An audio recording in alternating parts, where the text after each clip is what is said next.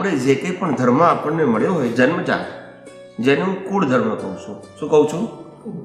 જે જન્મજાત મળે દરેકને, જૈન, વૈષ્ણવ, શિવ, સ્વામિનારાયણ, જે અર્થ કે એ જન્મજાત ધર્મ મળે એને કુળ ધર્મ કહેવાય. કુળ, જે કુળમાં જન્મ્યો એ એનો ધર્મ.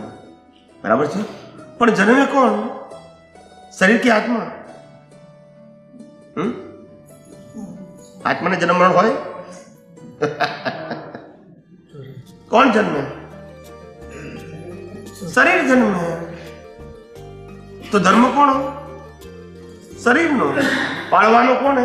શરીરને. પણ આપણે શરીર નથી. આને બાળ્યા પછી પણ આપણે છીએ, બોલતા નથી. તો એનો ધર્મ આપણો ધર્મ કેવી રીતે હોઈ શકે? શરીર જૈન, વૈષ્ણવ, શિવ, સ્વામિનારાયણ હોઈ શકે, મંજૂર છે.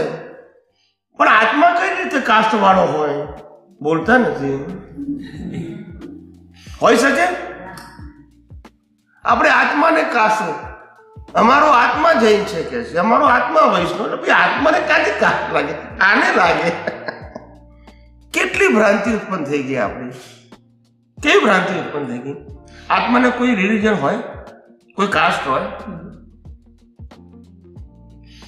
આત્મા જ ચેતન છે, આત્મા જ અવિનાશી છે, આત્મા જ અનંત શક્તિ વાળો છે, આત્મા જ સનાતન સુખ વાળો છે, અને એ જ આત્મા મોક્ષે જાય છે. યસ કે નો? બોડી નથી જતી. જે બોડી કુળ ધર્મનું પાલન કરે છે એને તો બાળી નાખવામાં આવે છે.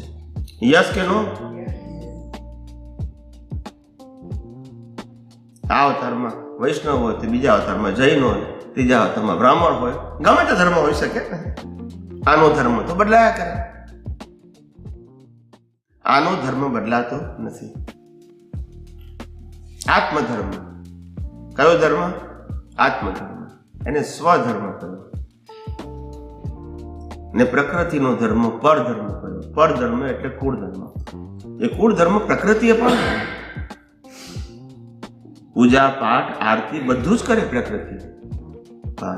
પ્રકૃતિ વિનાશી છે અને હું અવિનાશી છું. એનો ધર્મ જુદો, મારો ધર્મ જુદો. બંનેના ધર્મો કેવા છે? જુદા છે.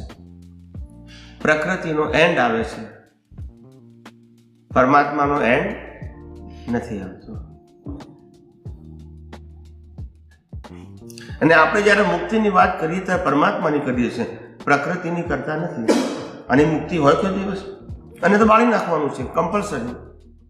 આનાથી છૂટવાનું બધાને કમ્પલસરી છે કે